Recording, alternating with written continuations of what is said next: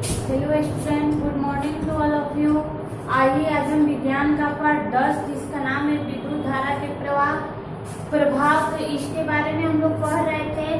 ठीक है, तो इसका कुछ टॉपिक जो है हम लोग पढ़ चुके थे कल। कुछ सेल, बैटरी आदि के बारे में हम लोग पढ़े थे और उसके चिन्ह को देखे थे। उसका सबसे मेन चिन्ह क्या था? प्लस और माइनस का पहचान करना, जिसमें प्लस को धन टर्मिनल कहा जाता है, धन टर्मिनल, और माइनस को जो है ऋण टर्मिनल कहा जाता है, माइनस को ऋण टर्मिनल कहा जाता है। तो यही हम लोग कल पढ़े थे, जिसका मुख्य चीज यही था। तो हम लोगों ने सेल के बारे में पढ़ा था। सेल में भी प्लस और माइनस होता था, बैटरी में भी ये चीज होता था, बैटरी में भी प्लस और माइनस का चिन्ह होता था। ठीक है, और हम लोग क्या पढ़े थे? स्विच में भी प्लस और माइनस का चिन्ह यानी कि धन टर्मिनल और ऋण टर्मिनल होता था। सेल में धन और ऋण टर्मिनल कैसे होता था? जैसे मान लीजिए एक सेल है, ठीक है, तो इधर हो जाएगा धन टर्मिनल और इधर हो जाएगा ऋण टर्मिनल। प्लस बैटरी में कैसे होता था धन और ऋण टर्मिनल? तो इसमें जो है एक खड़ी पाई और एक छोटी पाई होता था, जिसमें खड़ी पाई को प्लस कहा जाता था यानी धन टर्मिनल, और छोटी पाई को माइनस यानी ऋण टर्मिनल कहा जाता था। उसके बाद स्विच में धन और ऋण टर्मिनल कैसे होता था? तो स्विच हमारा कुछ इस प्रकार से था, ये स्विच ऑन और ये स्विच ऑफ वाला था। ठीक है, तो इसमें ये था प्लस और ये था माइनस, यानी इधर से धारा प्रवाह होती है और जब हम स्विच को ऑफ करते हैं तो इधर से बंद हो जाती है। फिर उसके जस्ट अपोजिट इसमें था, यानी पहले था ऋण टर्मिनल और फिर था धन टर्मिनल। इसमें जब स्विच को ऑफ करते हैं, कोई भी चीज जब बंद करते हैं तो ऋण ही होगा, जब चालू करेंगे तो धन ही होगा। बस ऐसे ही आप लोग समझ सकते हैं। ठीक है, तो ये इसी टर्मिनल के बारे में हम लोग कल पढ़े थे। अब देखिए, आज हमें सेल और बैटरी के बारे में पढ़ना है। बहुत सारे बच्चे जानते हैं कि सेल और बैटरी दोनों एक ही चीज है। सेल को ही बैटरी कहा जाता है और बैटरी को ही सेल कहा जाता है, लेकिन ऐसा नहीं है, दोनों में अंतर होता है। सेल दूसरा होता है और बैटरी दूसरा होता है। ठीक है, तो आइए पहले इसको मिटाते हैं।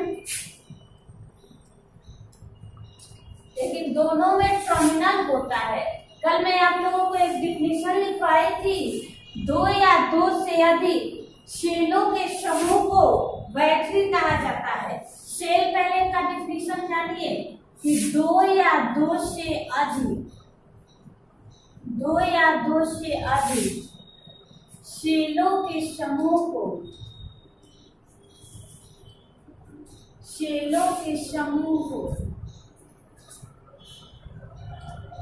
बैटरी कहा जाता है।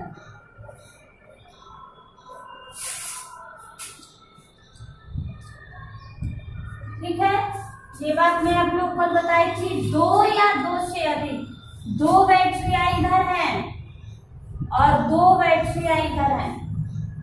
बैटरियां कितनी हो गई? 4। बैटरियां कितनी हो गई? 4। चारों बैटरियों को हमने जोड़ दिया है, तो दो या दो से अधिक बैटरी हो गई और चारों बैटरी को हमने इस टॉर्च में लगाया है। आप लोग को पता होगा सेल किस में लगाया जाता है? टॉर्च में। टॉर्च में सेल लगाया जाता है।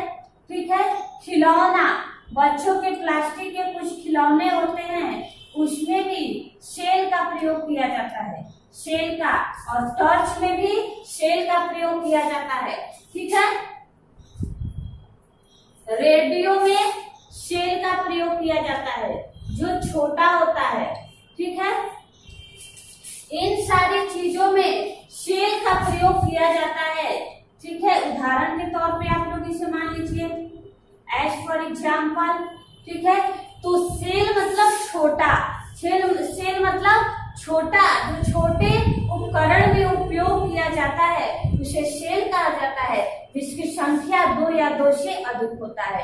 तो सेल का डेफिनेशन है, दो या दो से अधिक सेलों के समूह को बैटरी कहा जाता है। ठीक है, सॉरी, बैटरी। बैटरी किसे कहते हैं? तो दो या दो से अधिक शेलों के समूह को बैटरी कहते हैं। और शेल का उपयोग किसमें किया जाता है? ये केवल पढ़िए, सेल का उपयोग। ये हो गया सेल का उपयोग। देखिए इसका अलग होगा, ठीक है, जिसमें बैटरी के डिफिनेशन में जो है सेल का उपयोग किया जा रहा है, अर्थात छोटे उपकरणों में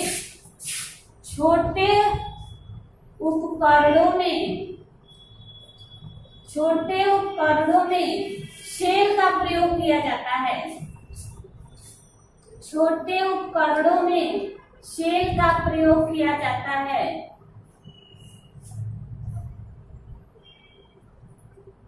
छोटे उपकरणों में सेल का प्रयोग किया जाता है, जैसे में टॉर्च, खिलौना, रेडियो, ये सब हमारा क्या है? छोटा सा एक उपकरण है। इसमें दो या दो से अधिक सेल लगाने पे टॉर्च जलता है। बच्चों के कुछ खिलौने होते हैं जिसमें सेल का उपयोग किया जाता है, तो खिलौना अपने आप क्या होता है? चलने लगता है। तो ये हो गया बैटरी का डिफिनीशन। बैटरी में सेल का उपयोग किया जाता है। अब बैटरी का उपयोग कहाँ किया जाता है? तो बैटरी का उपयोग हम लोग टीवी चलाने के लिए करते थे। पहले बैटरी लाइट नहीं था, तो पहले बैटरी का उपयोग, आइए पहले इसको मिटाते हैं, फिर समझ में आएगा। सेल आप लोग समझ गए। सेल का उपयोग जो है छोटे उपकरणों के लिए किया जाता है, जैसे टॉर्च, रेडियो, बच्चों का खिलौना इत्यादि। अब बैटरी का उपयोग किसमें किया जाता है? तो घरों में टीवी चलाने में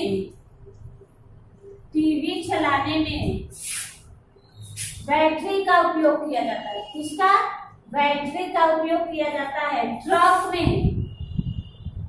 में भी बैटरी का उपयोग किया जाता है। और बताइए, कार में भी बैटरी का उपयोग किया जाता है। और आप लोग बताइए, तो बड़ी यंत्रों में जिस उपकरण का उपयोग किया जाता है, बड़ी यंत्रों में जिस उपकरण का उपयोग किया जाता है,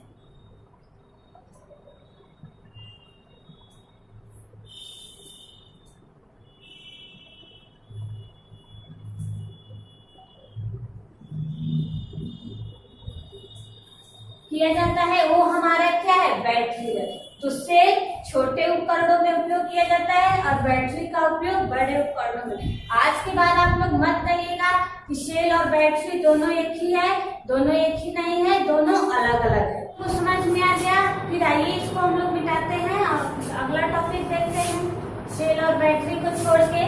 आइए बल्ब के बारे में हम देखते हैं। आज बल्ब का ग्राफ बनाएंगे और बल्ब के बारे में समझते हैं, ठीक है।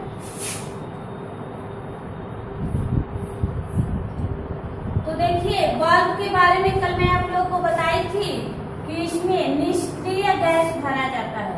सबसे पहला टॉपिक तो निष्क्रिय गैस भरा रहता है। बल्ब में अगर आपसे कोई पूछे कौन सा गैस भरा रहता है, तो निष्क्रिय।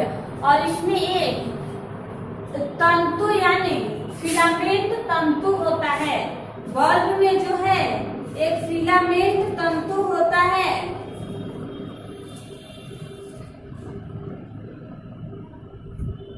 देखिए, बल्ब के अंदर दो तारों के बीच, जैसे मान लीजिए ये बल्ब है, सफोई टाइप ये बल्ब है, ठीक है। और इस बल्ब में जो है ठीक है, बल्ब है और बल्ब में जो है दो तारों के बीच, दो तार है मान लीजिए, और दो तारों के बीच विशेष प्रकार की तार तंतु यानी फिलामेंट लगा होता है। यही बल्ब में दो तार हैं और दोनों तारों के बीच, ये नहीं, इस पे आप लोग ध्यान नहीं देंगे, बल्ब में दो तार हैं, दोनों तारों के बीच फिलामेंट तंतु लगा रहता है। कल मैं आप लोग को बताई थी, बट ग्राफ से नहीं बताई थी, इसलिए फिर से बता ले रही हूँ। तो दो तारों के बीच फिलामेंट तंतु लगा रहता है फिलामेंट तंतु कहाँ लगा रहता है? बल्ब में दो तारों के बीच फिलामेंट तंतु लगा रहता है और यह तभी जलेगा जब इसमें विद्युत धारा प्रवाहित होता है। और इसी दोनों तार से क्या होता है? इसमें विद्युत धारा प्रवाहित होता है। और जब विद्युत धारा प्रवाहित होता है तब बल्ब क्या होता है? जलने लगता है, यानी दीप्त हो जाता है। बल्ब दीप्त होता है यानी जलने लगता है। ठीक है, तो बल्ब में अगर आपसे पूछे कि बल्ब में विद्युत धारा किसमें प्रवाहित होता है, तो फिलामेंट से दो तार जुड़े होते हैं, उन दोनों तारों में ही विद्युत धारा का प्रवाह होता है। ठीक है, अगर ये तंतु टूट जाए, मान लीजिए हम दूसरा बल्ब बना रहे हैं, ठीक है, और सोचिए ये तंतु टूट गया है तो बल्ब हमारा क्या हो गया? फ्यूज। बल्ब हमारा क्या हो गया? फ्यूज हो गया, यानी कि बल्ब जिस तार से धारा प्रवाहित हो रहा था वो तार टूट गया है तो धारा का प्रवाह नहीं होगा, जिसके कारण बल्ब क्या होता है? फ्यूज हो जाता है। तो अगर आपसे कोई पूछे कि बल्ब फ्यूज क्यों हो जाता है, तो उसमें के फिलामेंट तंतु जब टूट जाते हैं तो बल्ब फ्यूज हो जाता है। ठीक है,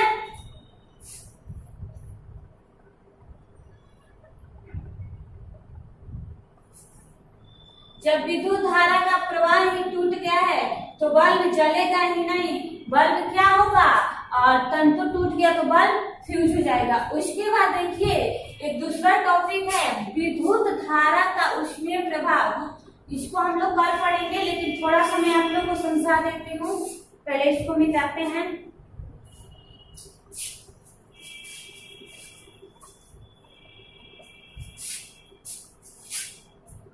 टॉपिक है विद्युत धारा का ऊष्मीय प्रभाव।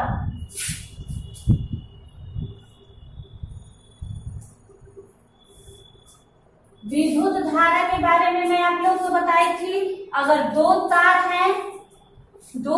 हैं और दोनों तारों में धारा का प्रवाह हो रहा है, ठीक है, धारा का प्रवाह, धारा चल रही है, इसमें भी धारा चल रही है, इसे ही विद्युत धारा, जिस परिपथ में धारा चलती है उसे विद्युत धारा कहते हैं। ठीक है, तो इसका ऊष्मीय प्रभाव अगर हमने यहाँ पे बल्ब लगाया है, ठीक है, अगर हमने यहाँ पे बल्ब लगाया है और वह बल्ब जब धारा का प्रवाह आ रहा है और इधर जा रहा है तो बल्ब गर्म हो जाता है। क्यों गर्म हो जाता है? तो उसी गर्म होना क्या है? ऊष्मीय है। बल्ब का गर्म होना ऊष्मीय है। तो विद्युत धारा जब आता है तो बल्ब गर्म हो जाता है। इसका कारण क्या है? हमारे घरों में बहुत सारे लोग कहते हैं कि बल्ब मत छू, नहीं तो हाथ जल जाएगा। ठीक है, तो क्यों? क्योंकि इसमें विद्युत धारा का प्रवाह होता है तो बल्ब गर्म हो जाता है, जिसके कारण हमें बल्ब नहीं छूना चाहिए। इसके बारे में डिफिकल्टली मैं कल बताऊंगी। आज का क्लास इतना ही। टॉपिक आप लोग याद कीजिए। ओके, धन्यवाद।